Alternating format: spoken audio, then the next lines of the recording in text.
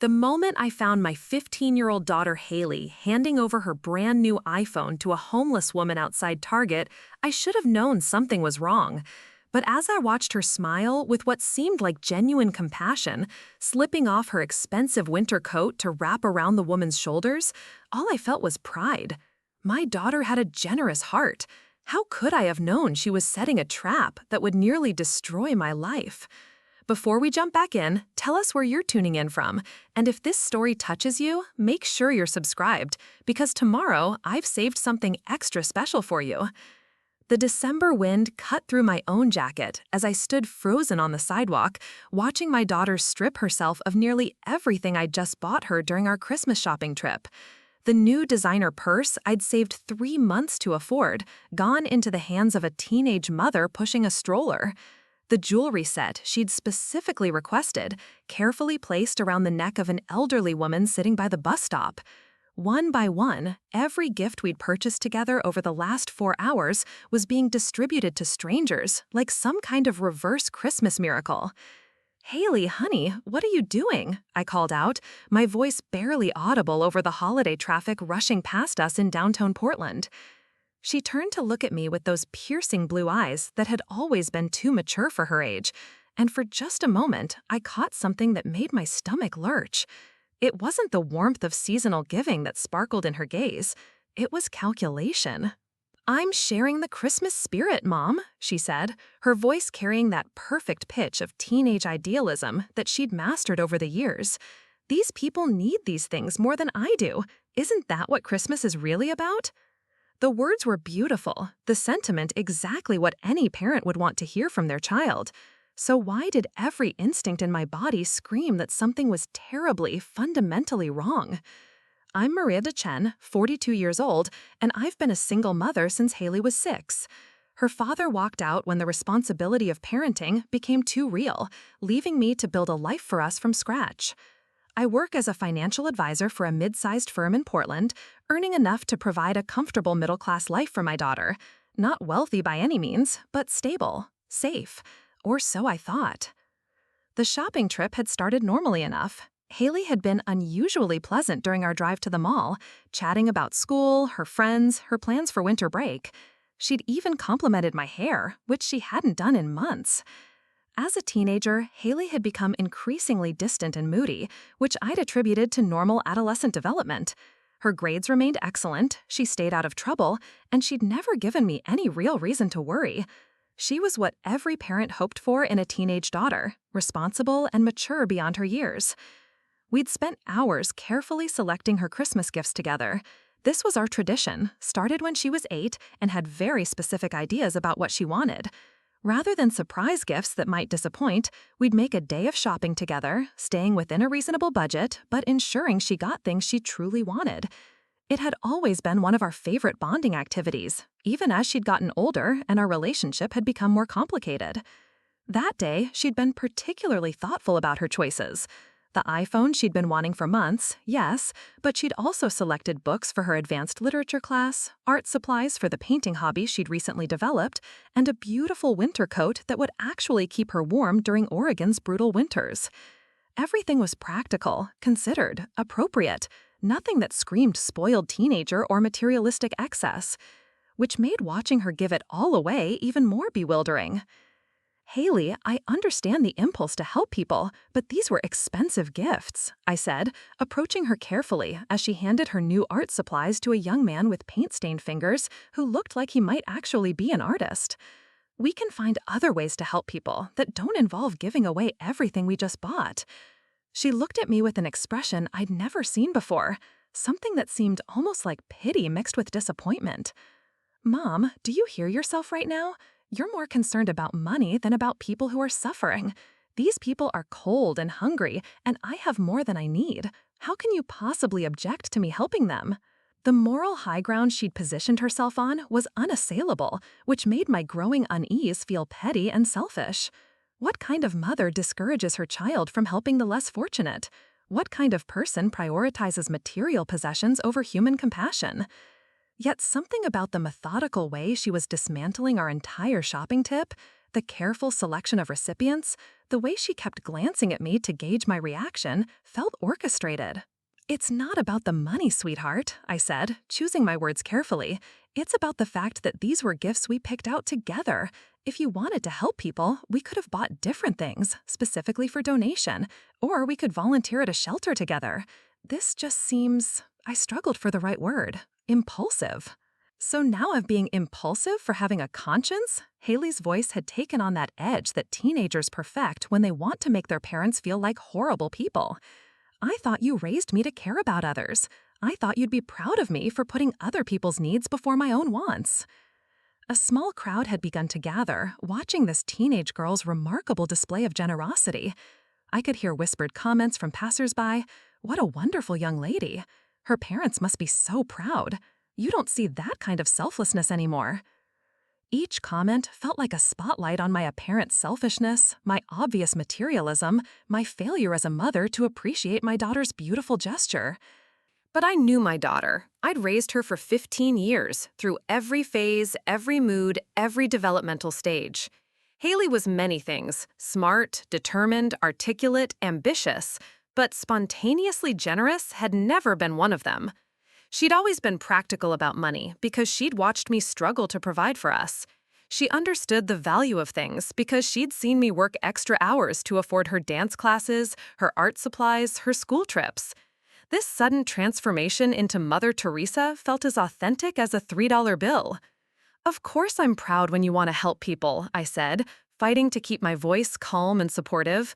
"I just want to understand what brought this on. An hour ago, you were excited about having these things. Now you're giving them all away? That's a pretty big change of heart in a very short time." Hayley's expression shifted almost imperceptibly, and for just a moment, I saw something flicker across her face that looked almost like irritation. But it was gone so quickly I might have imagined it, replaced by that serene smile of someone secure in their moral superiority. "People change, Mom. People grow. Maybe I just realized that I don't need material things to be happy. Maybe I learned something about what really matters in life." She turned to hand her new books to an elderly homeless man who'd been watching our interaction with growing interest. "Mr. Thompson, these are for you. I hope you enjoy them." The fact that she knew his name stopped me cold. How did she know this man's name? We'd been shopping downtown for 4 hours, but we'd never stopped to talk to any of the homeless individuals we'd passed.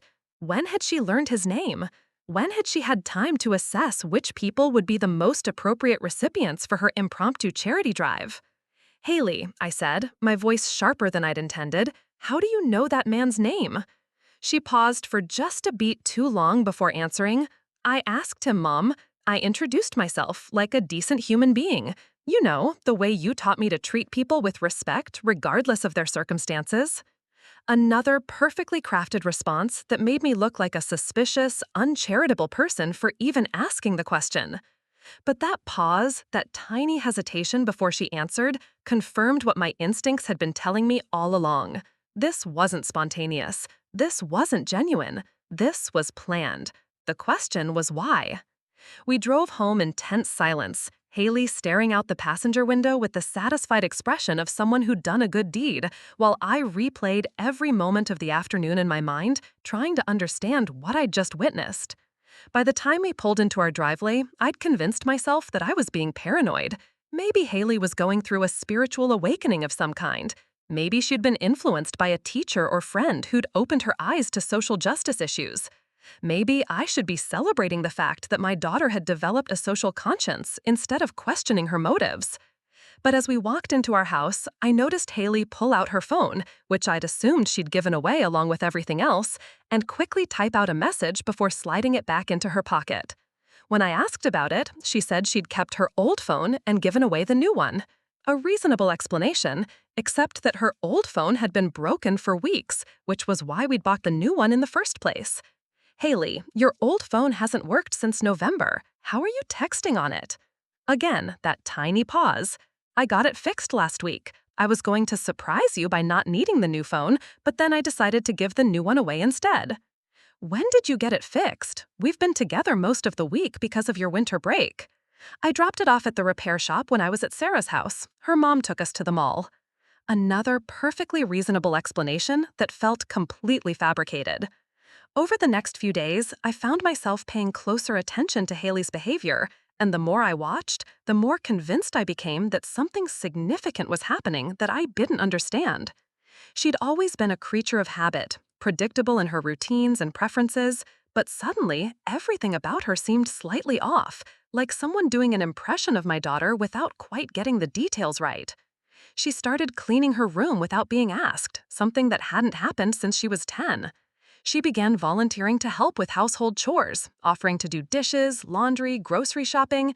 She even suggested we donate some of our own belongings to charity, starting with items from my closet that she claimed I never wore anymore. Each individual behavior was positive, the kind of thing any parent would normally celebrate, but taken together, they felt like a performance. The most unsettling change was how she started talking about our family's financial situation. Hayley had always been discreet about money, understanding that while we were comfortable, we weren't wealthy, and that it was inappropriate to discuss our private finances with outsiders. But suddenly, she was bringing up our budget in front of neighbors, mentioning that we had to be careful about expenses because money was tight, talking about how hard I worked just to pay the bills. None of it was untrue exactly, but it was information she'd never shared before, and she was sharing it with people who'd never asked. Mrs. Patterson from next door, who'd stopped by to borrow some sugar, somehow ended up hearing about how I'd been working overtime to afford Hayley's Christmas gifts. The mailman learned that we'd been eating a lot of pasta lately because it was cheap and filling. Even Hayley's teachers started getting unsolicited information about our household budget during parent conferences that were supposed to be about her academic progress. "Why are you telling people about our finances?" I asked her one evening after her chemistry teacher had called to offer information about financial aid programs, apparently under the impression that we were struggling more than we actually were. "I'm not telling people about our finances," Hayley said, not looking up from her homework. "I'm just being honest when people ask questions. You always taught me not to lie." "But people aren't asking questions about our money, Hayley. Mrs. Patterson wanted to borrow sugar, not discuss our budget. Mr. Roberts called about your semester project, not our grocery expenses. You're volunteering information that no one requested." "Maybe I just think it's important to be authentic about our lives instead of pretending to be something we're not," she said, finally meeting my eyes with that same calculating look I'd caught outside Target. "Maybe I'm tired of keeping up appearances when the reality is that we're barely getting by."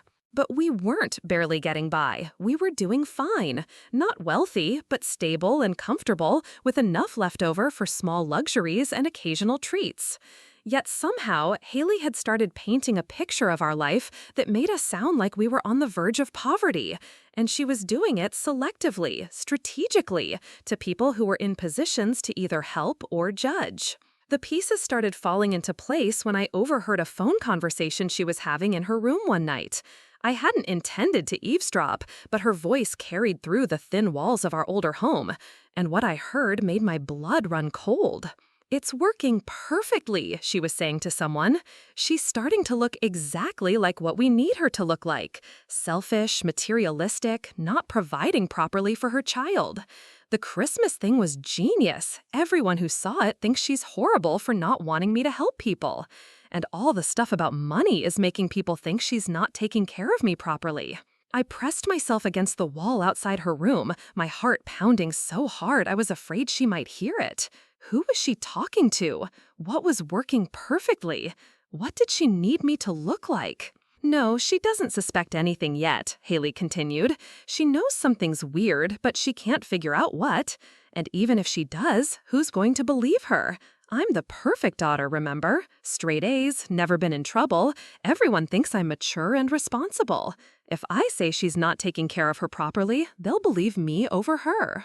The conversation continued, but I couldn't process any more words. My legs felt weak, and I had to grab the wall to keep from falling. My own daughter, the child I devoted my life to raising and protecting, was actively working to destroy my reputation and credibility. But why? What could she possibly gain from making people think I was an unfit mother? The answer came to me with a clarity that made me nauseous.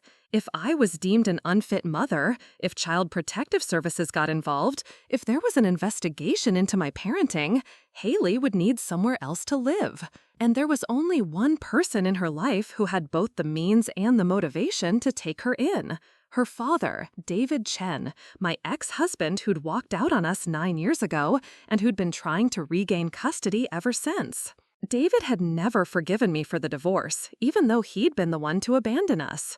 In his mind, I'd stolen his daughter from him, turned her against him, poisoned her with lies about why he'd left. He'd been fighting for increased visitation and custody modifications for years, but the courts had consistently sided with me because Hayley was thriving in our home and David's lifestyle hadn't exactly screamed stability and responsibility. But if I was suddenly an unfit mother, if there was evidence that I was neglecting Hayley's needs, failing to provide for her properly, prioritizing my own interests over her welfare, then David would finally have the ammunition he needed to take her away from me.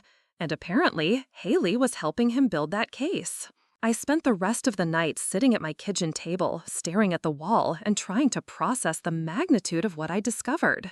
My daughter wasn't going through a generous phase or developing a social conscience. She was executing a carefully planned campaign to frame me for child neglect, and she was doing it with the skill and precision of someone much older and more experienced in manipulation. Every generous gesture, every concerned comment about our finances, every moment of what I thought was her growing maturity and responsibility had been calculated to create a specific impression of our family dynamic. She was painting herself as a selfless, caring child who was forced to give away her own possessions to help others because her selfish mother cared more about material things than human compassion. She was portraying our comfortable middle-class life as a struggle for survival, making it seem like I was failing to provide for her basic needs. The most devastating part was how well it was working. I could already see the seeds of doubt she'd planted in people's minds. Mrs. Patterson had started looking at me with concern rather than friendly neighborliness. Hayley's teachers were treating me with a careful politeness that suggested they were keeping their professional distance from a potentially problematic parent. Even strangers who'd witnessed her Christmas generosity had walked away thinking I was some kind of monster for not appreciating my wonderful daughter's charitable impulses. She was 15 years old, and she was destroying my life with the methodical precision of a professional con artist. The question that kept me awake until dawn was simple. How do you fight back against someone who's using your own love for them as a weapon? How do you prove that you're a good mother when the very child you're trying to protect is working to convince the world that you're not? As morning light filtered through my kitchen windows, I realized that everything I thought I knew about my daughter was wrong. The sweet, responsible, mature teenager I'd been so proud of was either gone or had never existed in the first place. In her place was someone calculating enough to orchestrate this elaborate deception, cold enough to systematically destroy her own mother's reputation, and clever enough to do it all while maintaining the perfect facade of innocence. But if Hayley thought she could manipulate everyone around us without consequences, she was about to learn that her mother wasn't as naive as she'd assumed. Because while she'd been busy building her case against me, she'd made one crucial mistake. She'd underestimated the woman who'd raised her, protected her, and loved her unconditionally for 15 years. I might not have her father's money or connections, but I had something more valuable. I knew the truth, and now that I understood what game she was playing, I was going to make sure that I won it. Because losing wasn't just about my reputation or my pride anymore. It was about protecting other people from becoming victims of whatever my daughter had become. The war for my life had begun, and I was finally ready to fight back. The next morning brought the first real test of my newfound awareness. Hayley came downstairs for breakfast wearing one of her older sweaters, the kind she usually reserved for lounging around the house, paired with jeans that had seen better days. Her hair was pulled back in a simple ponytail, and she'd skipped her usual morning routine of carefully applied makeup. The transformation from the polished teenager who normally headed off to school was subtle but deliberate. "Morning, Mom," she said with a bright smile that didn't quite reach her eyes. "I was thinking maybe I could pack my own lunch today, to save money. I saw how you were looking at the grocery receipts yesterday." I hadn't been looking at grocery receipts yesterday. We'd had a perfectly normal evening, watching television together and discussing her plans for the weekend. But now I understood that this was part of her strategy, creating fictional scenarios that painted me as stressed about money, worried about expenses, unable to provide properly for my child. Haley, you know I'm happy to make your lunch, I said carefully, pouring coffee into my favorite mug and trying to keep my voice neutral. We're not in any kind of financial crisis. I was probably just organizing papers, not studying grocery receipts. I know you try to hide it from me, Mom, but I can tell when things are tight, she said, opening the refrigerator and surveying its contents with an expression of mild disappointment. There's not much here for lunch anyway. I'll just buy something at school. The refrigerator was fully stocked. I'd gone grocery shopping 2 days earlier and bought everything on our usual list, plus several items Haley had specifically requested. There was lunch meat, cheese, fresh bread, fruits, vegetables, yogurt, everything a teenager could want for a healthy meal. But she was acting as if our shelves were bare, creating the impression that I wasn't providing adequate food for her. There's plenty of food, sweetheart. You love the turkey and Swiss sandwiches I make, and I bought those apple slices you like, plus that new yogurt flavor you wanted to try. I opened the refrigerator door wider, showing her the abundance of options available. Oh, you're right, she said, but her tone suggested she was humoring me rather than acknowledging an actual mistake. I guess I just assumed we were running low since you've been so worried about money lately. But don't worry about making my lunch. I'll just grab something quick. Another fictional reference to my supposed financial anxiety, delivered in front of no audience, but designed to become part of a pattern she could reference later. I was starting to understand that every interaction was being cataloged, every conversation twisted into evidence for her eventual case against me. Haley, I'm not worried about money. We're doing fine. And I enjoy making your lunch. It's one of the small ways I take care of you. Let me put together something you'll actually enjoy eating. You don't have to take care of me so much, Mom. I'm old enough to take care of myself.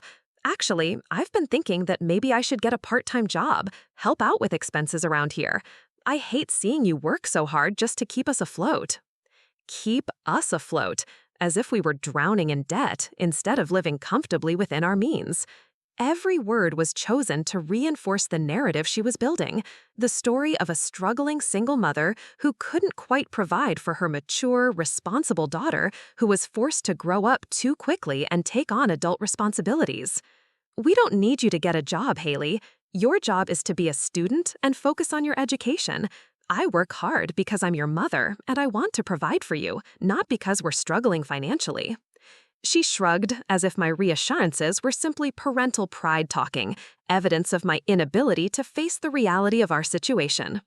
Then she grabbed an apple from the fruit bowl and headed toward the door, calling back over her shoulder, "I'll probably be late getting home today. Sarah's mom offered to drive me, so you don't have to worry about gas money for an extra trip." Gas money? Another subtle implication that every small expense was a burden, that I was counting pennies and making my daughter arrange alternative transportation to save on fuel costs. The casual way she dropped these references was becoming infuriating, each one building on the last to create a comprehensive picture of financial instability that simply didn't exist. But what bothered me more than the lies themselves was the skill with which she was telling them. This wasn't the clumsy deception of a typical teenager trying to get out of trouble or avoid consequences. This was sophisticated psychological manipulation, delivered with the confidence of someone who'd been practicing these techniques for much longer than the few weeks I'd been noticing them. After Haley left for school, I found myself walking through our house with new eyes, trying to see it the way an outside observer might if they were looking for evidence of neglect or inadequate care. What I saw was a comfortable, well-maintained home that clearly reflected the presence of a caring parent. Haley's room was decorated with posters and photographs that showed a happy, engaged teenager. Her closet was full of clothes appropriate for both school and social activities. Her desk area was set up with everything she needed for homeward and creative projects. The kitchen was stocked with healthy food options, snacks she enjoyed, and ingredients for the meals she'd specifically requested. The living areas were clean and furnished with comfortable seating, entertainment options, and family photos that documented years of holidays, vacations, school events, and ordinary moments of togetherness. By any reasonable standard, this was the home of a child who was well-loved and properly cared for. But I was beginning to understand that reasonable standards might not apply to whatever was coming next. If Hayley was building a case for neglect, she wouldn't need to prove that I was actually failing to care for her. She would only need to create enough doubt, enough concerning incidents, enough testimony from well-meaning adults who'd been fed her carefully crafted narrative. The thought sent me to my computer, where I began researching everything I could find about child custody cases, parental fitness evaluations, and the kinds of evidence that Child Protective Services considered when investigating neglect allegations. What I learned made my stomach sink even further. Preparing and narrating this story took us a lot of time, so if you are enjoying it, subscribe to our channel. It means a lot to us. Now back to the story. The system was designed to err on the side of protecting children, which meant that even unsubstantiated allegations could trigger investigations, court proceedings, and temporary custody arrangements while the truth was being determined. A skilled manipulator could cause tremendous damage simply by making the right accusations to the right people at the right time. And if that manipulator was the child in question, an innocent-looking teenager with an exemplary academic record and no history of behavioral problems, their testimony would carry enormous weight. I found myself wondering how long Hayley had been planning this. When had my sweet, loving daughter transformed into someone capable of this level of calculated deception? Had there been warning signs I'd missed? Had I been so focused on providing for us financially and emotionally that I'd failed to notice the person she was becoming? The questions were interrupted by the sound of my phone ringing. The caller ID showed the number for Hayley's school, and my heart immediately jumped to worst-case scenarios. Had something happened? Was she hurt? Sick? In trouble? Miss Chen, this is Rebecca Martinez from the counseling office at Riverside High. I was hoping we could schedule a meeting to discuss Hayley's recent behavior changes. Nothing alarming, but we've noticed some things that we think would benefit from a conversation with her parent. Behavior changes? My throat felt dry as I asked, what kind of behavior changes? Well, she's always been such a bright, engaged student, but lately she seems more withdrawn, more serious. She's been asking our guidance counselor about scholarship opportunities and financial aid programs, which is wonderful, but it's a significant change from her previous academic planning discussions. She's also been participating more actively in our peer counseling program, specifically mentoring students who are dealing with family difficulties. Each word felt like another piece of evidence in Hayley's carefully constructed case. She was positioning herself as a student who'd become suddenly concerned about paying for college, implying that our family's financial situation had deteriorated. She was gravitating toward programs that helped students cope with family problems, creating the impression that she was dealing with significant issues at home. "I'd be happy to meet with you," I said, trying to keep my voice steady. "When would be convenient?" "How about tomorrow afternoon, say 3:30? That would give us time to talk before Hayley gets out of her last class."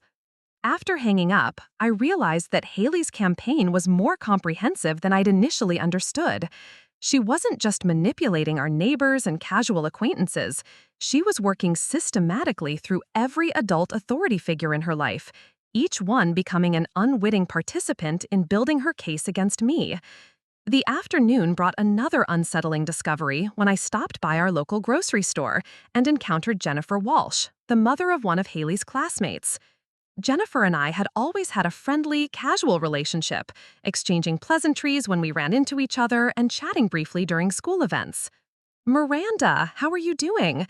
Jennifer's tone was warm, but carried an undertone of concern that immediately put me on alert. "Hayley is such a remarkable young lady. Emma was telling me about how mature and responsible she's become lately." "Thank you. She's always been pretty level-headed," I replied, wondering where this conversation was heading. Emma mentioned that Hayley's been helping organize some kind of community service project, collecting donations for families in need. It's so wonderful to see teenagers taking initiative like that, especially when they understand firsthand how challenging things can be.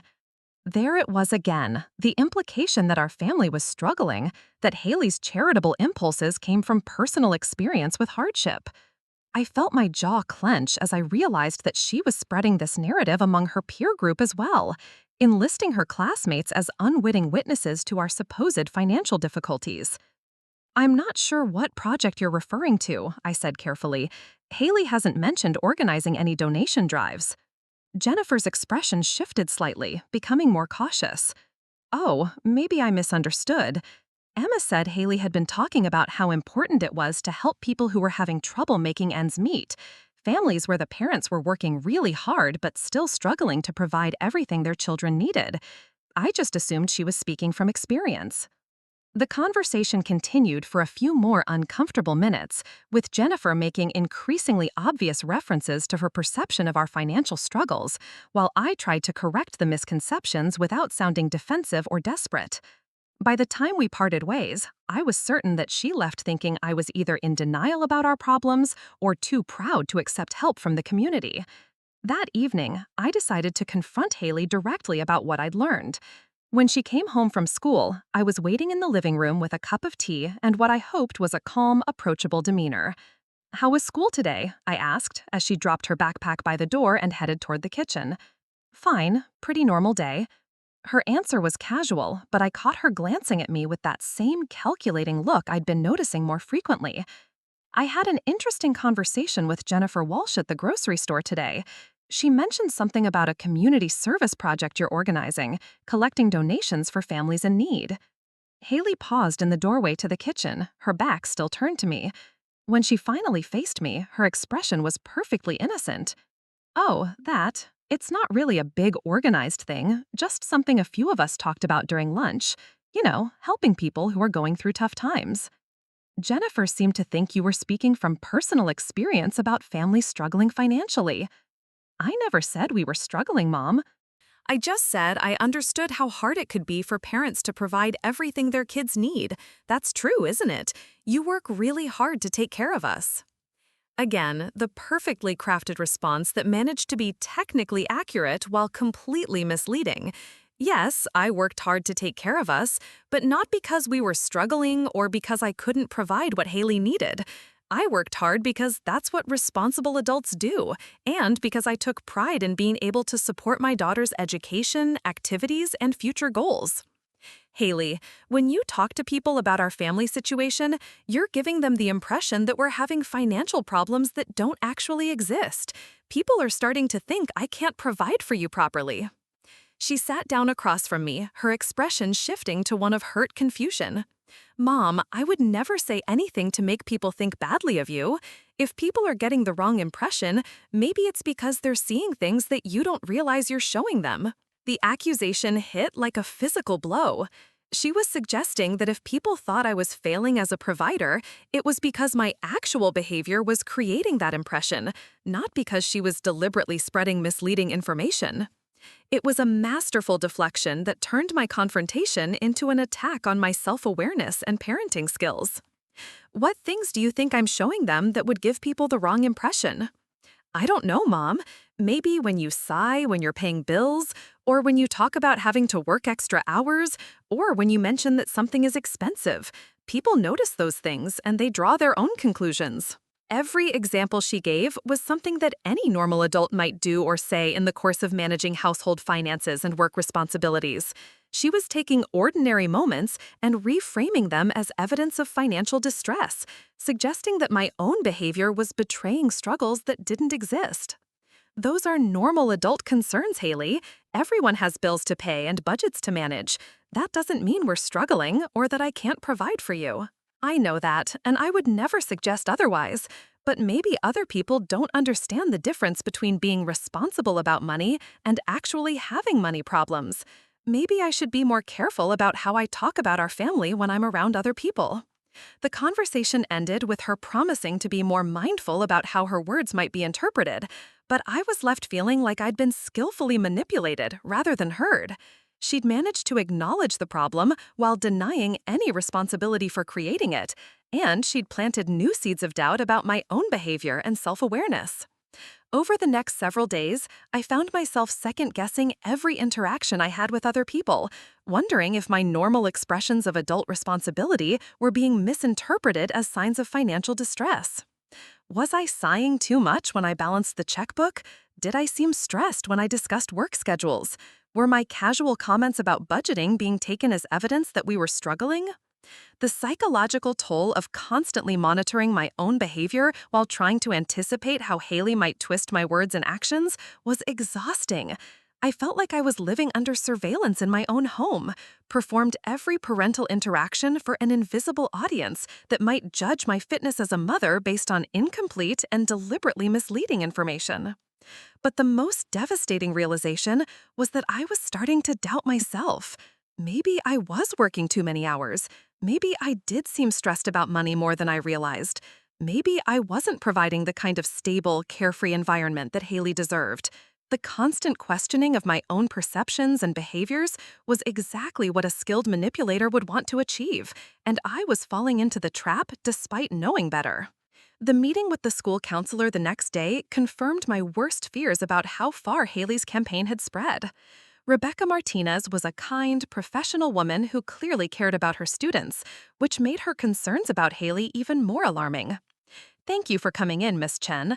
I want to start by saying that Hayley is a wonderful student, and we're not seeing any behavioral problems or academic issues, but we have noticed some changes in her interests and concerns that we wanted to discuss with you." I nodded, trying to appear open and receptive while internally bracing for whatever carefully constructed narrative Hayley had presented to the school. Over the past few weeks, Hayley has been asking a lot of questions about financial aid, work-study programs, and scholarship opportunities. Now, there's nothing wrong with a student being proactive about planning for college expenses, but it represents a significant shift from her previous discussions about her future plans. The counselor pulled out a file folder and opened it to reveal several pages of notes. Previously, when we talked about college planning, Hayley seemed confident that her family would be able to support her education financially. She was focused on choosing schools based on academic programs rather than cost considerations. But recently, she's been asking about schools with the most generous financial aid packages and expressing concern about being a financial burden on her family. Each word felt like another nail in the coffin of my reputation as a capable provider. Hayley had created a narrative of declining family fortunes that made her sudden concern about college costs seem natural and appropriate rather than calculated and manipulative. We've also noticed that she's gravitating toward our peer counseling program, specifically working with students who are dealing with family stress related to financial difficulties. She seems to have a real understanding of how economic pressure can affect family dynamics. Of course she did. She was creating that pressure herself, manufacturing the very family stress that she was supposedly helping other students navigate. It was a brilliant strategy that positioned her as both victim and helper, someone who understood family financial problems because she was living through them. "Has Hayley said anything specific about our family's financial situation?" I asked, trying to keep my voice neutral. Rebecca consulted her notes again. "Not directly, no. She's very discreet and loyal when it comes to family matters, but she's made some general comments about understanding what it's like when parents have to work extra hours to make ends meet, and how children sometimes need to be more independent when their families are under stress." The perfect manipulation. Hayley wasn't making direct accusations or specific claims that could be challenged or disproven. Instead, she was sharing generalized insights and observations that created the impression of personal experience without providing concrete details that might raise questions about their accuracy. "I'm concerned that there might be some misunderstanding about our situation," I said carefully. "We're not experiencing any unusual financial stress, and Hayley doesn't need to worry about being a burden or being overly independent." Rebecca's expression became more thoughtful, and I could see her processing this information against whatever impression Hayley had created. That's good to hear. Sometimes students worry more than they need to, especially when they're mature and perceptive like Hayley. But I do want to mention that she's also been asking about our services for students who are dealing with family conflicts or difficult home situations. My heart sank even further. It wasn't enough for Hayley to paint our family as financially struggling. She was also laying the groundwork for claims about conflict and difficulty at home. creating the impression that I was not only failing to provide adequate financial support, but also creating a stressful emotional environment. What kind of family conflicts has she mentioned? Again, nothing specific, but she's asked about resources for students who feel caught between their own needs and their family's expectations. And she's shown particular interest in our materials about children who feel responsible for their parents' emotional well-being. The session continued for another 20 minutes, with Rebecca sharing more observations about Hayley's recent behavior and interests, each one designed to paint a picture of a mature teenager dealing with significant family stress while trying to protect her struggling mother's feelings. By the time I left the school, I felt like I'd been professionally evaluated and found wanting, even though no direct accusations had been made. That evening, I realized that confronting Hayley directly wasn't going to work. She was too skilled at deflecting responsibility and turning conversations back on me. Instead, I needed to start documenting everything, gathering evidence of my own that could counter the narrative she was building. I began keeping detailed records of our financial situation, printing bank statements, saving receipts, documenting every expense and every source of income to prove that we were living comfortably within our means. I started taking photographs of our well-stocked refrigerator and pantry, our clean and comfortable home, Hayley's room full of clothes and possessions and opportunities. But even as I gathered this evidence, I knew that it might not be enough. Hayley wasn't claiming that I was failing to provide food or shelter or basic necessities. She was creating a more subtle narrative about emotional stress, about a mother who was working too hard and worrying too much, about a family where financial pressure was creating tension and forcing a teenager to grow up too quickly. The documentation I was gathering could prove that we weren't impoverished, but it couldn't prove that I wasn't stressed or that our home life was happy and stable. For that, I would need a different kind of evidence, and I wasn't sure how to gather it without seeming paranoid or defensive. As December progressed and Christmas approached, I found myself dreading the holiday that had always been one of our favorite times together. How could I celebrate with someone who was actively working to destroy my life? How could I exchange gifts and share meals and create happy memories with a daughter who was systematically building a case to have me declared an unfit mother? But perhaps most heartbreaking of all was the realization that I might be living with a stranger. The Hayley I thought I knew, the daughter I'd loved and nurtured and protected for 15 years, might never have existed at all. The person sleeping down the hall from me might be someone I didn't know, someone I couldn't trust, someone who saw me not as a loving mother, but as an obstacle to overcome.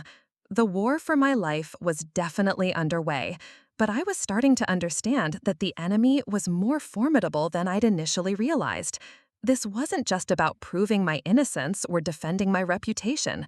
This was about discovering who my daughter really was, and whether there was anything left of the relationship I thought we'd built together.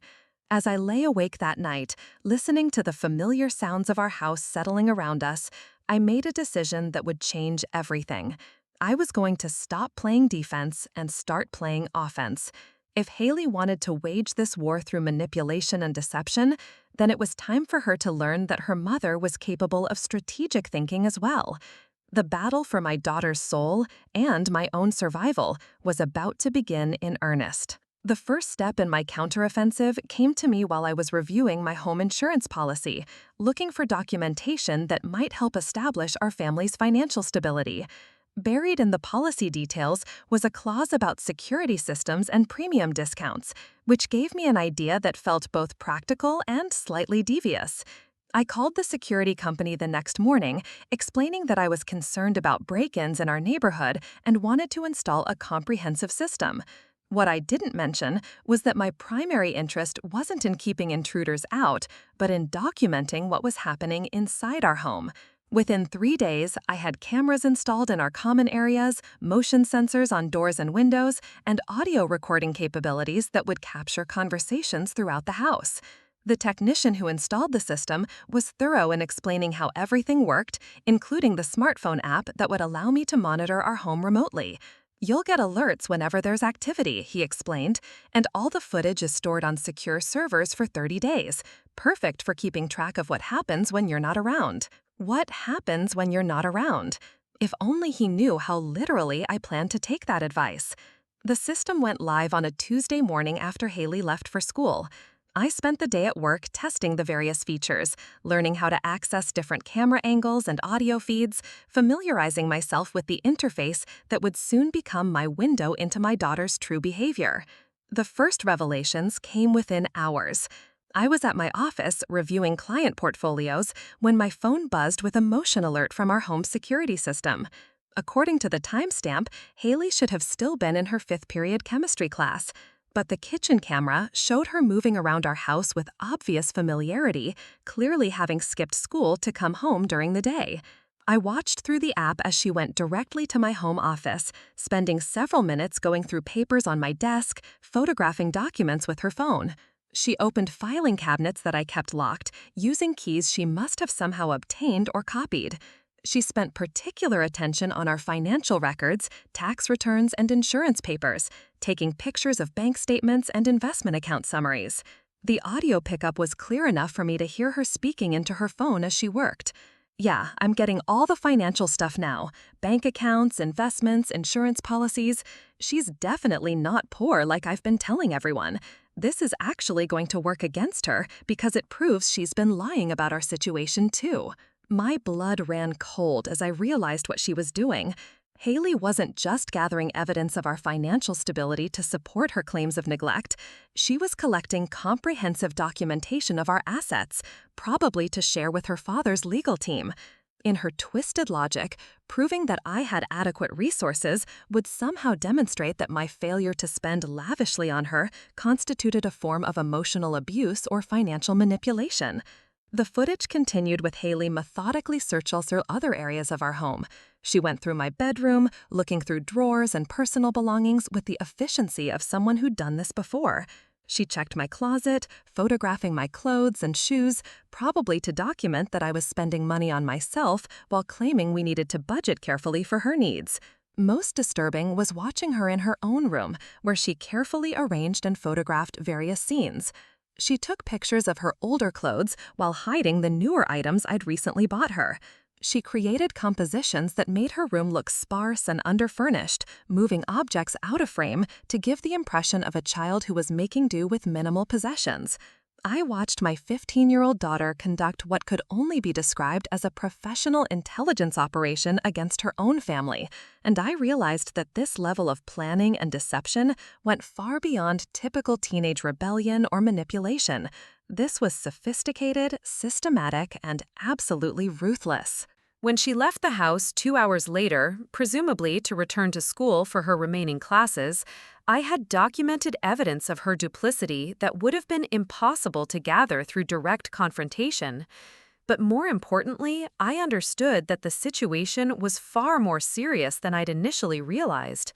This wasn't just about custody or child support or teenage acting out.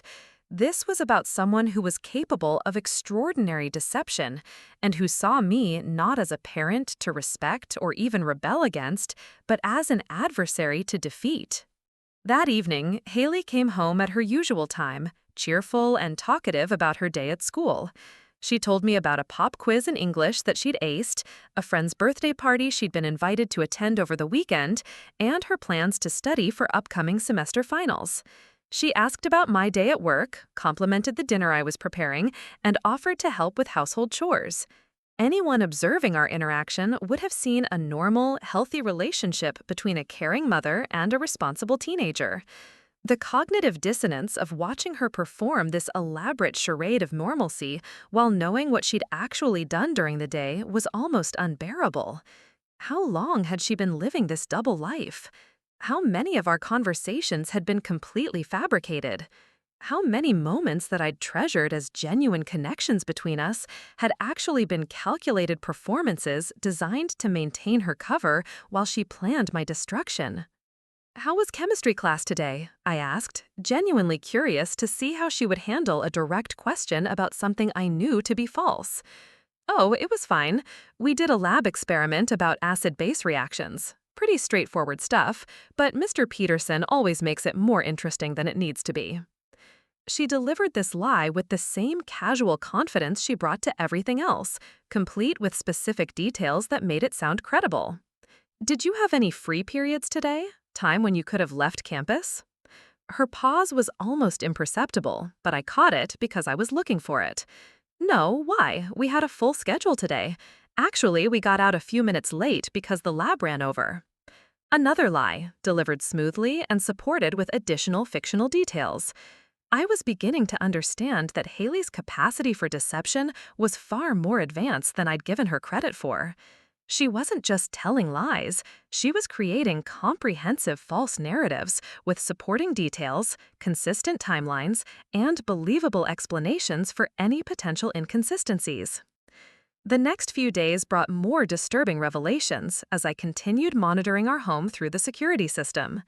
Hayley had visitors while I was at work, people I'd never met who seemed to be documenting our home environment. I watched through the cameras as a woman in her 30s took photographs throughout our house, paying particular attention to areas that might look neglected or inadequate if viewed from the right angle. The woman spent considerable time in our kitchen, photographing the inside of cabinets and the refrigerator, but she was selective about what she documented. She opened cabinets that contained basic ingredients and staples, avoiding the ones stocked with snacks and convenience foods. She photographed the refrigerator when it was nearly empty just before my weekly grocery shopping trip, but ignored the freezer full of prepared meals and frozen foods. Through the audio system, I heard Hayley providing narration for these photos. This is what it usually looks like. She buys groceries maybe once every 2 weeks, and by the end, we're basically eating whatever's left. I've learned to eat lunch at school most days because there's not always enough food at home. The statements were technically accurate, but deliberately misleading. Yes, I shopped for groceries approximately every 2 weeks, which was a normal and efficient schedule for a household of 2 people. Yes, our fresh ingredients would run low between shopping trips, which was equally normal.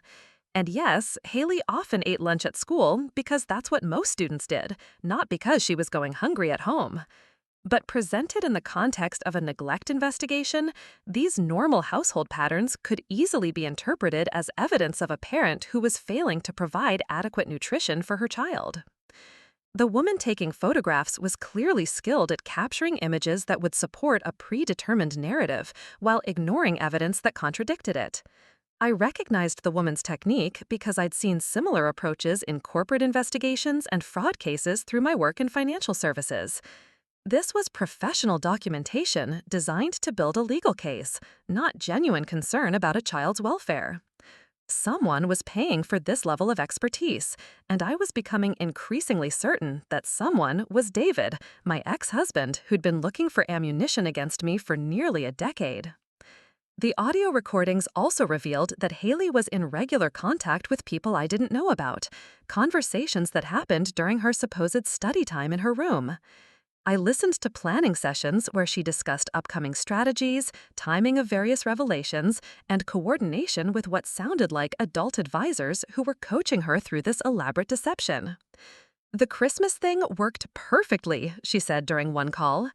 "Everyone who saw it thinks Mom is horrible for not appreciating my generosity, and the school counselor is completely convinced that we're having financial problems. She actually suggested I apply for the hardship lunch program." "What about the physical evidence?" asked a voice I didn't recognize, a woman who sounded older and more professional. "I got pictures of all her financial stuff while she was at work yesterday. Bank statements, investment accounts, insurance policies. She's got way more money than she's been letting on, which actually works in our favor because it proves she's been lying about our situation." Perfect. That shows a pattern of deception and manipulation. We can argue that she's been psychologically abusing you by creating artificial financial stress while actually having adequate resources. The conversation continued with detailed discussions of legal strategy, evidence gathering, and timeline management. I realized I was listening to a sophisticated campaign orchestrated by people with professional knowledge of family law and child welfare procedures. This wasn't just my teenage daughter acting out or even collaborating with her father. This was a coordinated effort involving multiple adults with specific expertise in destroying parental custody rights. As I gathered more evidence through the security system, I began to understand the full scope of what I was facing. The generous gift-giving incident at Target hadn't been spontaneous teenage altruism. It had been a carefully planned public demonstration designed to create witnesses who would remember my apparent selfishness and materialism. The homeless people she'd given gifts to weren't random strangers. They were individuals who've been positioned in specific locations, prepared to play their roles in a scripted performance. The financial stress narrative wasn't emerging organically from teenage observation of normal household management. It was being systematically planted through calculated comments, strategic conversations, and deliberately misleading presentations of our family situation. Even her academic performance and behavioral record weren't the natural result of being a responsible student. They were part of an elaborate character construction designed to make her eventual accusations more credible. Most chilling of all was the realization that this campaign had been underway for much longer than I'd initially suspected. Review of older security footage and audio recordings revealed references to conversations and planning sessions that dated back months, possibly even more than a year. The changes in Hayley's behavior that I'd attributed to normal teenage development had actually been the beginning of a systematic campaign to document and manufacture evidence of my inadequacy as a parent. The psychological toll of these discoveries was enormous. Every interaction with Hayley became an exercise in performance art, with me trying to appear normal and loving while knowing that she was analyzing my every word and gesture for potential ammunition against me. Every meal I prepared, every conversation we had, every parental decision I made was being evaluated not by a daughter who might disagree with my choices, but by an adversary who was looking for evidence to use in destroying my life. The psychological toll of these discoveries was enormous. Every interaction with Hayley became an exercise in performance art, with me trying to appear normal and loving while knowing that she was analyzing my every word and gesture for potential ammunition against me. Every meal I prepared, every conversation we had, every parental decision I made was being evaluated not by a daughter who might disagree with my choices, but by an adversary who was looking for evidence to use in destroying my life. But perhaps the most devastating realization was that the daughter I thought I'd been raising, the young woman I'd loved and sacrificed for and worried about for 15 years, had either never existed or had been systematically corrupted into someone I no longer recognized. The genuine moments of connection I remembered, the shared jokes and family traditions and mother-daughter bonding experiences, had they all been fabricated? Had Hayley ever actually loved me, or had I been living with an exceptionally skilled actor who'd been studying me for weaknesses and vulnerabilities while I believed we were building a relationship?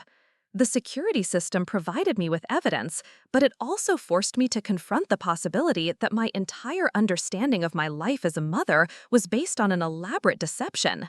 The woman I'd thought was successfully raising a wonderful daughter was actually the target of a long-term psychological operation conducted by someone who shared my DNA but apparently none of my values or affection. 3 weeks into my surveillance operation, I captured footage that changed everything. Hayley was in our living room with 2 people I'd never seen before, a man and woman in business attire who were clearly reviewing documents and discussing strategy. The audio pickup was clear enough for me to hear their entire conversation, and what I learned made me realize that the situation was even more complex than I'd understood. "Your father's legal team has reviewed all the evidence you've gathered," the woman was saying, consulting notes from a professional-looking portfolio. "They're confident that we have enough to trigger a formal investigation, but they want to make sure we're positioning everything correctly." "What does that mean?" Hayley asked, and for the first time in weeks, she sounded like the teenager she actually was, rather than the sophisticated manipulator I'd been observing. "It means we need to be very careful about timing and presentation," the man replied. "Your mother isn't actually neglecting you in any conventional sense. She's providing adequate food, shelter, clothing, medical care, educational support. What we're building is a case for emotional and psychological neglect, which is much more subtle and harder to prove. But all the stuff about money and stress and her not taking care of me properly, people believe that, right?" They believe you're experiencing it, which isn't the same thing, the woman clarified. We need to demonstrate that your mother's behavior is creating genuine psychological harm, not just inconvenience or disappointment. That's why the financial stress narrative is so important. We're arguing that she's creating artificial scarcity and anxiety that's affecting your emotional well-being. As I listened to these strangers discussing the most intimate details of my relationship with my daughter, treating my life and reputation as problems to be solved through strategic manipulation, I felt a rage unlike anything I'd ever experienced. These people were coldly analyzing how to destroy a family, how to separate a mother from her child, how to weaponize the legal system against someone who'd committed no crime other than trying to raise her daughter with appropriate boundaries and realistic expectations. But the conversation also revealed something crucial that I hadn't fully understood before. David wasn't just trying to win custody of Hayley through this elaborate scheme. He was positioning himself to claim damages, to argue that my supposed neglect had caused psychological harm that required expensive treatment and compensation. This wasn't just about getting custody, it was about destroying me financially as well as emotionally. "What happens to Mom after all this?" Hayley asked. And for a moment, I heard something in her voice that might have been concern. "That's not really your responsibility to worry about," the man said dismissively. "Your job is to focus on your own well-being and future. Your father can provide you with opportunities and stability that your current situation doesn't allow." "But she's still my mom. Even if she's not taking care of me properly, I don't want her to be completely destroyed." "Your mother will be fine," the woman assured her, but her tone suggested she didn't particularly care whether that was true. "She'll have to make some adjustments to her lifestyle and financial situation, but that's a natural consequence of her choices. The important thing is getting you into an environment where you can thrive." I was listening to my daughter express genuine concern for my welfare while simultaneously participating in a scheme designed to annihilate everything I'd built for our family. The cognitive dissonance was staggering, and it made me wonder whether Hayley fully understood the consequences of what she was helping to orchestrate, or whether she'd been manipulated by adults who were using her adolescent resentments and vulnerabilities for their own purposes. The recording continued with detailed discussions of next steps, timeline management, and coordination with David's legal team. I learned that they were planning to trigger the formal investigation during the week between Christmas and New Year's, when court schedules were light and social services were operating with reduced staff. The timing was strategic, designed to create maximum disruption during what should have been a peaceful holiday period, while minimizing their own convenience and oversight. They discussed specific incidents they planned to stage, conversations they wanted Hayley to have with school officials, and documentation they still needed to gather. It was a comprehensive campaign with multiple moving parts, contingency plans, and backup strategies. Whatever else could be said about this operation, it was being conducted with professional competence and attention to detail. As the meeting concluded and the strangers gathered their materials to leave, I realized that I had perhaps 2 weeks before their plan moved into its final phase. 2 weeks to gather enough counter-evidence to protect Reichmel's, to expose their scheme, and to salvage whatever might be salvageable of my relationship with my daughter. But I also understood that conventional responses wouldn't be sufficient to address this level of sophisticated deception. Simply confronting Hayley or contacting the authorities might not be enough to counter a campaign that had been months in the making and involved multiple adult professionals with specific expertise in family law manipulation. If I was going to survive this attack on my life and family, I needed to become as strategic and calculated as my opponents. I needed to stop thinking like a loving mother trying to understand her troubled daughter and start thinking like someone fighting for her survival against adversaries who viewed me as nothing more than an obstacle to overcome. The war that had begun with Christmas shopping and homeless donations was about to enter a much more serious phase, and I was finally beginning to understand the rules of engagement. The question was whether I had enough time and resources to win a battle that had been designed to be unwinnable against opponents who had been planning my defeat for far longer than I'd been preparing my defense. Over the next several days, I began implementing a counter-strategy that felt both necessary and morally questionable. If Hayley and her collaborators were going to use deception and manipulation as weapons against me, then I needed to be prepared to fight on the same battlefield with comparable tools. I started by conducting my own investigation into David's current situation, hiring a private investigator to gather information about his finances, living situation, employment history, and personal relationships. If he was positioning himself as the stable alternative to my supposedly inadequate parenting, then I needed to understand what kind of environment he was actually prepared to offer Hayley.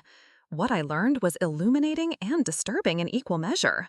David was living in a luxury apartment complex in Seattle, driving an expensive car, and presenting himself as a successful entrepreneur. But deeper investigation revealed that his apparent wealth was largely illusory, based on credit and investment schemes rather than stable income. His business ventures were repeatedly failing, leaving him with substantial debts and legal obligations that he was struggling to meet. More importantly, the investigator discovered that David was involved in multiple legal disputes related to his business practices, including allegations of fraud and misrepresentation. He was facing potential criminal charges that could result in significant jail time if his current legal strategies failed. His sudden interest in gaining custody of Hayley wasn't motivated by paternal love or concern for her welfare. It was motivated by his need for character witnesses and sympathy from the legal system. The investigator also uncovered evidence that David had been planning this custody campaign for more than 2 years, working with a network of specialists who focused on helping fathers gain custody from mothers through systematic discrediting campaigns. The woman and man I'd seen meeting with Hayley were part of a consulting firm that specialized in these kinds of family destruction operations, charging substantial fees for services that bordered on legal but were clearly unethical. Armed with this information, I began developing a multi-pronged strategy that would expose their scheme while protecting my own interests. But I also realized that I needed to document not just their deception, but their impact on Hayley herself. Because regardless of who had initiated this campaign and why, my daughter was being used as a weapon against me, and that was causing psychological damage that might take years to repair. I arranged for my own consultations with family law specialists, child psychologists, and investigative professionals who could help me understand both the legal and emotional dimensions of what I was facing. What I learned was that cases like mine were becoming increasingly common, as divorce and custody conflicts evolved into sophisticated warfare conducted through manipulation of social services and legal systems. The professionals I consulted were clear about the seriousness of my situation, but also optimistic about my chances if I handled the counterattack correctly. The key was documenting not just the falseness of the allegations against me, but the systematic nature of the campaign to manufacture those allegations. Courts and social services were becoming more aware of these tactics and more willing to penalize parents who used children as weapons in custody disputes. But they also warned me that the most challenging aspect of my situation wasn't legal or procedural. It was emotional. How do you rebuild a relationship with a child who's been turned against you? How do you separate the teenager you love from the person who's been systematically betraying you? How do you forgive someone for participating in the attempted destruction of your life while also protecting yourself from further harm? These questions would have to wait until I'd survived the immediate crisis, but they weighed on me constantly as I prepared for what felt like the most important battle of my life. The war for my daughter's soul and my own future was approaching its climax, and I was finally ready to fight back with everything I had. The security footage from the next few days showed Hayley becoming increasingly agitated and conflicted as the timeline for their operation approached. I watched her pacing in her room, having long phone conversations that seemed more argumentative than collaborative, and exhibiting signs of stress that suggested she was beginning to understand the full implications of what she'd been recruited to do. On one particularly revealing recording, I heard her arguing with someone over the phone about the morality of their strategy. "But what if Mom doesn't actually deserve this?" she was saying. "What if we're wrong about her? What if she really is a good mother and we're just destroying her life for no reason?" The response was inaudible, but Hayley's replies suggested that she was being pressured to continue with the plan regardless of her growing doubts. "I know Dad needs this to work, but that doesn't make it right, and I'm starting to feel like maybe I don't really know him as well as I thought I did." For the first time since discovering their scheme, I felt a spark of hope that my real daughter might still exist somewhere underneath the manipulation and deception. But I also realized that time was running out for both of us, and that whatever happened next would determine not just the outcome of this custody battle, but the future of our relationship and possibly our ability to survive as a family. The final phase of their operation was about to begin, and I was as ready as I could possibly be to fight for everything that mattered to me. The question was whether love and truth would be enough to overcome deception and manipulation, and whether a mother's determination to protect her child could triumph over a system designed to be weaponized against the innocent. Christmas was just days away, and it would either be the holiday that destroyed our family or the moment when we finally started fighting back against the forces that threatened to tear us apart. The time for passive observation and defensive preparation was over. The time for action had finally arrived.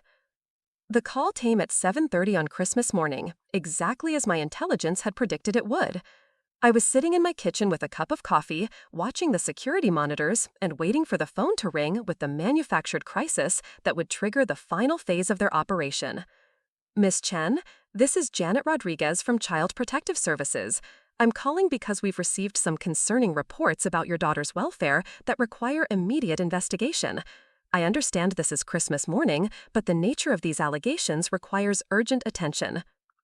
I took a steadying breath, knowing that everything I discovered and documented over the past month would either save me now or prove insufficient to counter the sophisticated campaign that had been waged against me.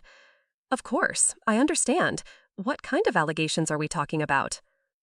I'd prefer to discuss the details in person.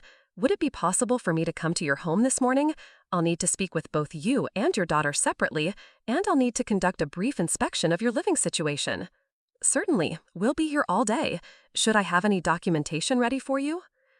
Just be prepared to discuss your family's financial situation, your daughter's recent behavior changes, and any stressors that might be affecting your household. I'll explain more when I arrive.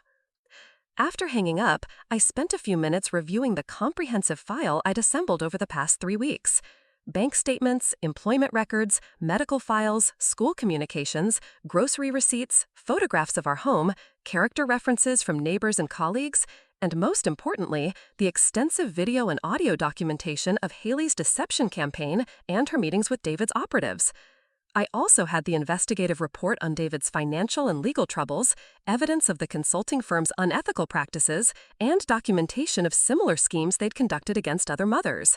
What I'd gathered wasn't just a defense against false allegations, it was a comprehensive exposure of a criminal conspiracy to manipulate the family court system. Hayley emerged from her room an hour later, looking nervous and conflicted in a way that was completely different from the confident manipulation I'd been observing through the security system. When I told her about the CPS visit, her reaction confirmed that she knew exactly what was happening and was deeply uncomfortable with her role in it. "Mom, I need to tell you something," she said, sitting down across from me at the kitchen table with an expression of genuine distress. "I've done some really terrible things, and I don't know how to make them right." For a moment, I felt a surge of hope that my real daughter was finally breaking through the manipulation and deception. But I also knew that this could be another calculated performance designed to make me lower my guard at the crucial moment. After weeks of discovering lie after lie, I couldn't trust anything Hayley said without independent verification. "What kind of terrible things?" I asked, keeping my voice neutral and supportive. "I've been lying to people about us, about you, about our family situation. I've been making people think you're not taking care of me properly, that we're having financial problems, that you're stressed and not providing what I need." The words came out in a rush, as if she'd been holding them back for a long time. "Why would you do that, sweetheart?" Because Dad promised me things would be better if I came to live with him. He said you were holding me back, that you didn't have the resources to give me the opportunities I deserved. He said if I helped him prove that you weren't a good mother, he could get custody and I could have a better life. I watched my daughter's face as she spoke, looking for signs of genuine remorse versus continued manipulation. What I saw was a 15-year-old girl who was finally beginning to understand that she'd been used as a weapon in an adult conflict, and that the consequences were far more serious than anyone had led her to believe. "How long has this been going on, Hayley?" "About 6 months. It started small, just mentioning to people that money was tight, or that you seemed stressed about bills. But then Dad introduced me to these people who told me exactly what to say and do, how to make people think you weren't taking care of me properly." She was crying now, genuine tears that seemed to come from actual guilt rather than strategic emotion. And the Christmas shopping incident? Giving away all your gifts? That was their idea. They said it would make you look selfish and materialistic, and it would show everyone how generous and mature I was, despite having a mother who didn't appreciate my kindness. She wiped her eyes with the back of her hand. It felt wrong even when I was doing it, but they convinced me it was necessary.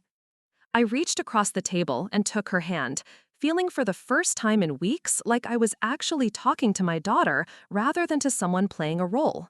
Hayley, do you understand what's going to happen when the social worker gets here? They're going to ask me questions about whether you take care of me properly, whether I have enough food and clothes, and whether you're a good mother.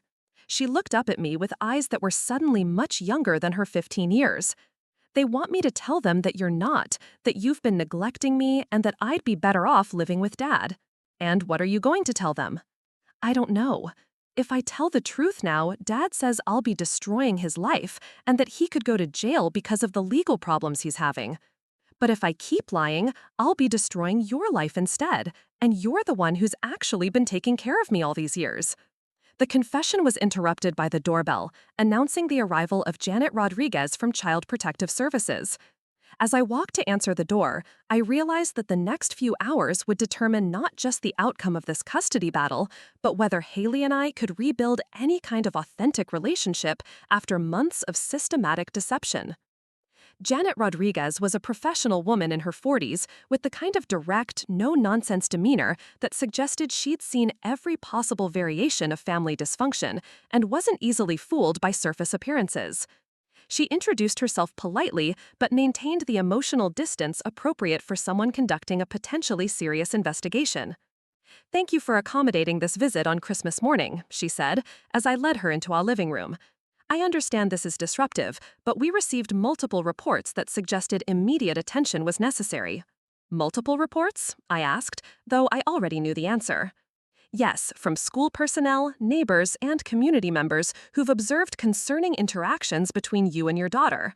Additionally, we received a formal complaint from your ex-husband expressing concern about your daughter's welfare and requesting an emergency review of the custody arrangement." She pulled out a professional tablet and began consulting her notes. "The allegations include financial neglect, emotional manipulation, failure to provide adequate food and clothing, and creating a psychologically harmful environment characterized by artificial stress and deprivation." Each allegation was exactly what I'd expected based on the conversations I'd overheard through the security system. David's team had been thorough in their preparation, creating a comprehensive list of charges that would be difficult to disprove without extensive documentation. "I'd like to start by speaking with your daughter privately, if that's acceptable. Then I'll need to talk with you about your family situation, and finally, I'll need to conduct a brief inspection of your home environment." I agreed to the process, though I knew that Hayley's private conversation with the social worker would be the most crucial element of the entire investigation. Everything hinged on whether my daughter would continue the deception that had brought us to this point, or whether her apparent change of heart was genuine and would translate into honest testimony. While Janet spoke with Hayley in the living room, I waited in the kitchen, reviewing the evidence I'd assembled and preparing for what felt like the most important conversation of my life. Through the security system, I could monitor their discussion, though I felt guilty about the invasion of privacy even under these circumstances. What I heard gave me the first real hope I'd felt in weeks. Hayley was telling the truth, not just about the basic facts of our family situation, but about the campaign of deception she'd been recruited to participate in. She described the meetings with David's consultants, the coaching she'd received about what to say and how to present our family circumstances, and the elaborate planning that had gone into creating the impression of neglect where none existed. "So, when you gave away your Christmas gifts to homeless people, that wasn't a spontaneous act of generosity?" Janet asked. "No, it was planned. They told me exactly which people to approach and what to give them, and they made sure there would be witnesses who would see my mom trying to stop me from helping people. They said it would make her look selfish and materialistic." "And the concerns about your family's financial situation that your school counselor mentioned?" I was coached to bring up money problems in conversations where it would seem natural but concerning, like asking about financial aid when I'd never worried about paying for college before, or mentioning that my mom seemed stressed about bills when she actually manages our money really well. The conversation continued for nearly an hour, with Hayley providing detailed information about every aspect of the deception campaign. She named the consultants who had coached her, described the timeline of events, and explained how various incidents had been manufactured to create the impression of inadequate parenting. Most importantly, she spoke honestly about our actual family life, describing a mother who worked hard to provide for her daughter's needs, who was involved in her education and activities, who maintained a comfortable and stable home environment, and who had never failed to provide adequate food, clothing, medical care, or emotional support. When Janet finished with Hayley and moved on to our private conversation, I could see that the social worker's entire understanding of the situation had shifted dramatically. She was no longer investigating potential neglect. She was documenting evidence of a sophisticated fraud designed to manipulate the child welfare system. Your daughter has provided some very concerning information about how these allegations came to be made, Janet said as we sat down together. Before we proceed with the home inspection, I'd like you to tell me about your relationship with your ex-husband and any custody disputes you've been dealing with. I provided a comprehensive overview of David's attempts to modify our custody arrangement over the years, his financial and legal troubles, and the escalating pattern of interference in our family life. I also shared the evidence I'd gathered about his current situation and the consulting firm he'd hired. I have extensive documentation of everything I'm telling you, I said, indicating the files I'd prepared. Bank statements proving our financial stability, video evidence of the consultants meeting with my daughter in our home, audio recordings of planning sessions where they discussed manufacturing evidence against me, and investigative reports showing that this is part of a pattern of similar schemes. Janet's expression became increasingly serious as I outlined the scope of what I discovered. You're alleging that your ex-husband hired professionals to coach your daughter in making false reports of neglect? I'm not alleging it. I have recordings of the meetings where they discussed strategy, photographs of documents they had my daughter steal from my home office, and evidence of payments made to the consulting firm for services described as custody modification support. I spent the next 2 hours walking Janet through every piece of evidence I'd gathered, playing audio recordings of the planning sessions, showing video footage of the consultants meeting with Hayley, and documenting the systematic nature of the campaign against me. By the time we finished reviewing everything, it was clear that we were dealing with something far more serious than a simple custody dispute. Ms. Chen, what you've documented here appears to constitute fraud, conspiracy, and potentially criminal manipulation of the child welfare system, Janet said. This isn't just a matter for family court. This may require involvement from law enforcement and our agency's fraud investigation unit. The home inspection that followed was almost anticlimactic after the revelations of the previous hours. Our house clearly showed no signs of neglect, financial hardship, or inadequate care. The refrigerator was well stocked, Hayley's room was appropriately furnished and decorated, and every area of our home reflected the presence of a caring parent who was providing properly for her child's needs. Janet photographed everything thoroughly, but it was obvious that she was documenting evidence of appropriate care rather than looking for signs of neglect. The contrast between what she was seeing and the allegations that had triggered her visit was so stark that it provided additional support for the fraud theory. Based on what I've observed today, I'm going to be filing a report that recommends closing this investigation with no findings of neglect or inadequate care, Janet told me. However, I'm also going to be referring the evidence of fraudulent reporting to our criminal investigation unit and recommending that they coordinate with law enforcement and the family court system. What does that mean for Hayley and me? It means that your custody arrangement will remain unchanged and your ex-husband's petition for emergency custody modification will likely be dismissed with prejudice. It also means that there may be criminal charges filed against the individuals who orchestrated the scheme. After Janet left, Hayley and I spent the rest of Christmas Day having the most honest conversation we'd had in months. She told me about the pressure she'd felt from David and his representatives, the promises they'd made about her future opportunities, and the gradual realization that she was being used as a weapon against the parent who'd actually been caring for her. I thought Dad really wanted me to live with him because he loved me and missed me, she said. But the more involved I got in their planning, the more I realized it was really about hurting you and avoiding his legal problems. I wasn't his daughter to him. I was just a tool he could use to get what he wanted. How are you feeling about all of this now? Angry at myself for believing them, angry at Dad for using me, and really scared that I might have destroyed our relationship forever. She looked at me with an expression of genuine fear. Do you think you can ever forgive me for what I did? Do you think we can go back to being a real family again? The question broke my heart because it forced me to confront the full extent of the damage that had been done to our relationship.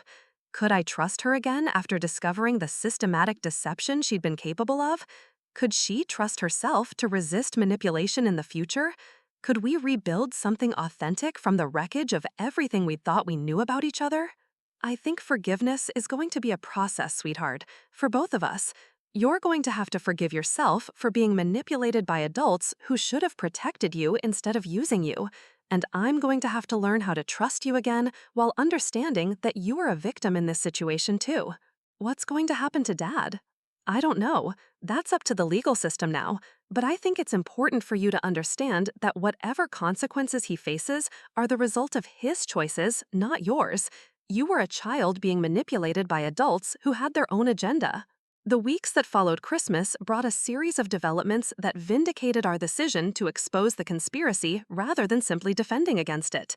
The criminal investigation moved quickly once authorities had access to the evidence I'd gathered, and the scope of David's operation turned out to be even larger than I'd initially realized.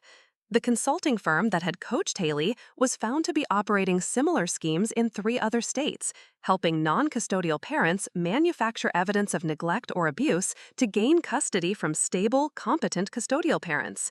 Their methods were sophisticated, and their success rate was disturbingly high, largely because family court systems weren't equipped to detect this level of coordinated deception. David himself was facing multiple felony charges related to fraud, conspiracy, and child endangerment. His legal troubles extended far beyond our custody case, and the evidence of his attempt to manipulate the child welfare system became part of a larger criminal case that could result in significant prison time. More importantly for our family, the exposure of the scheme had completely discredited any future attempts David might make to modify our custody arrangement.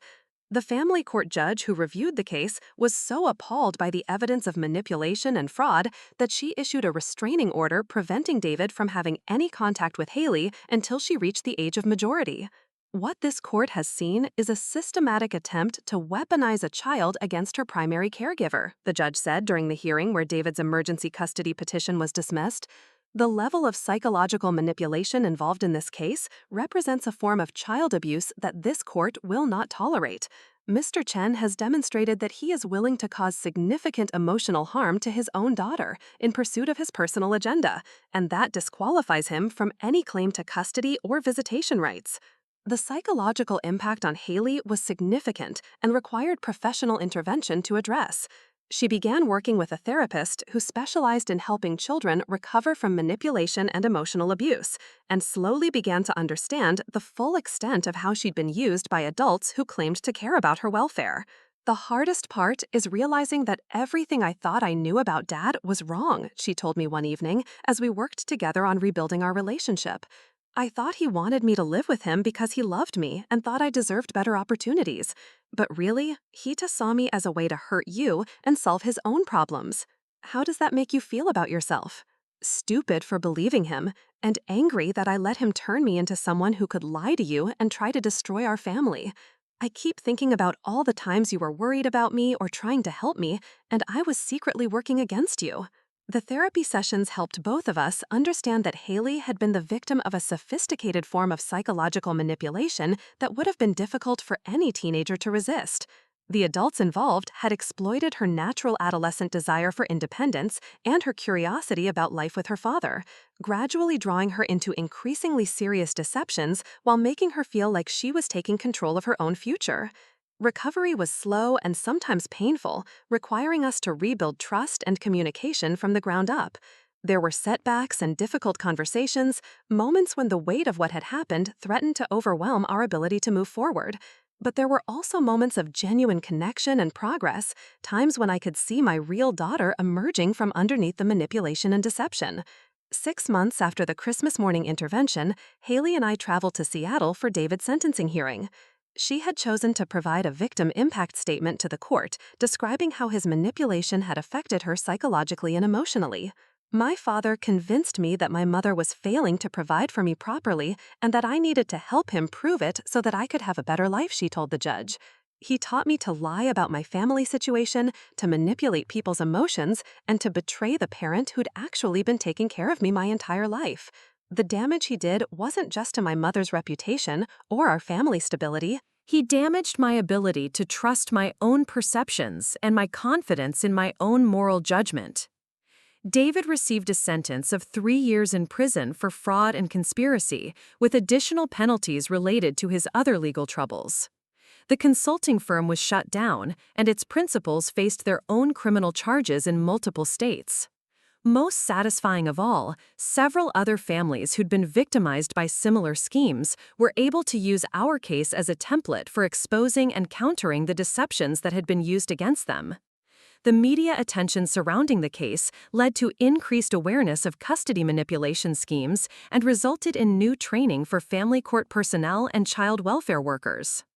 Our story became part of a larger conversation about protecting children from being weaponized in adult conflicts and ensuring that the systems designed to protect families weren't themselves vulnerable to exploitation by sophisticated manipulators.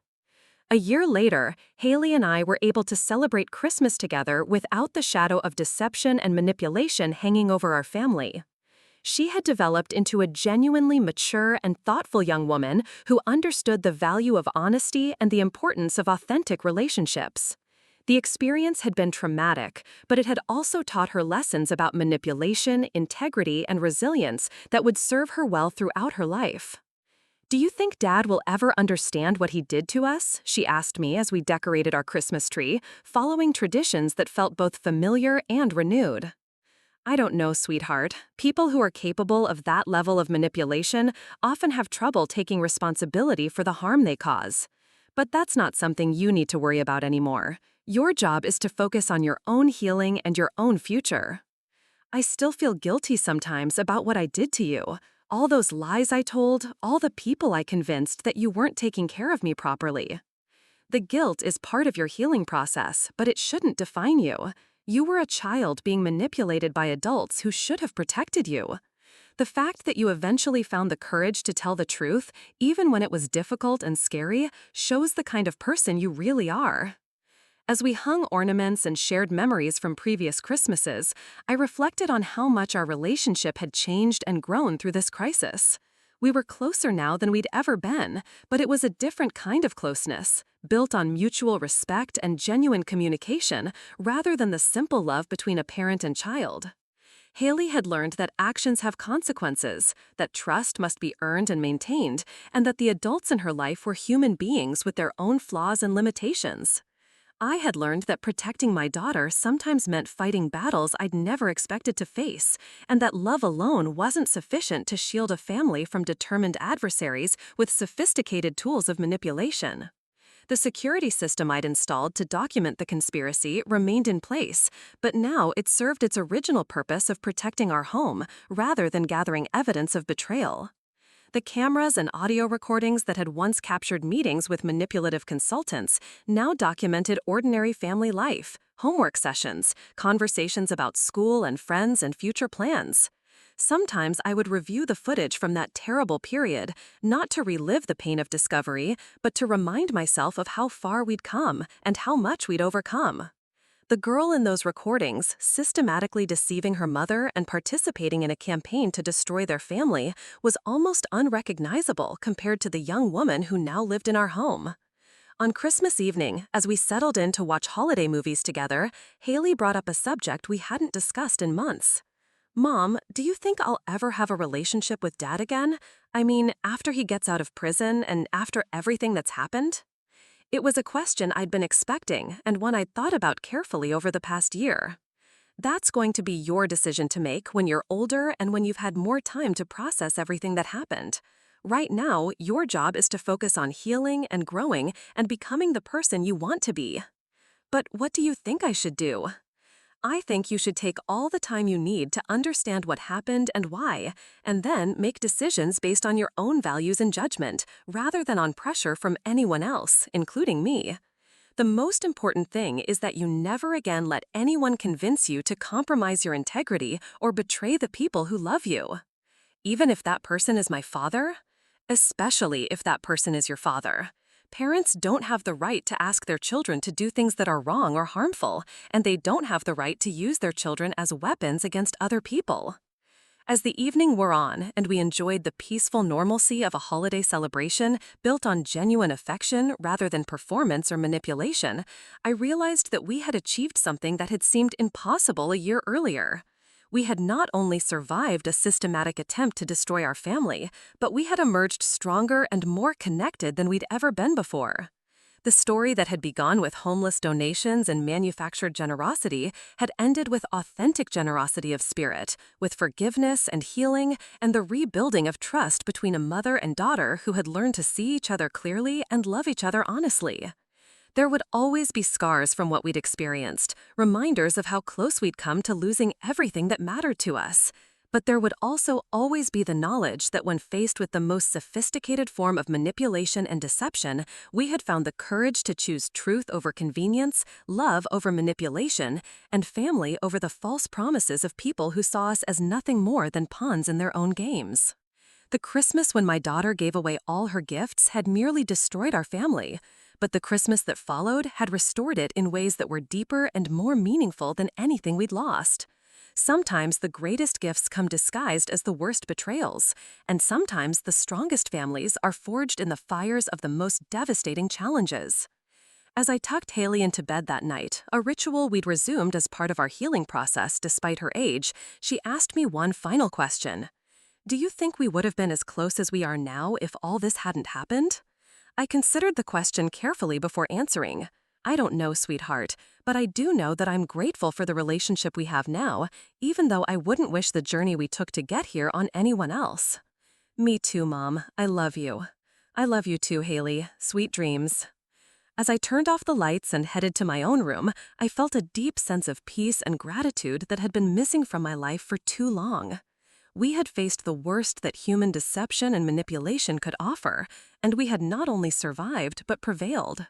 Our family was intact, our love was genuine, and our future was bright with possibilities that no one could take away from us.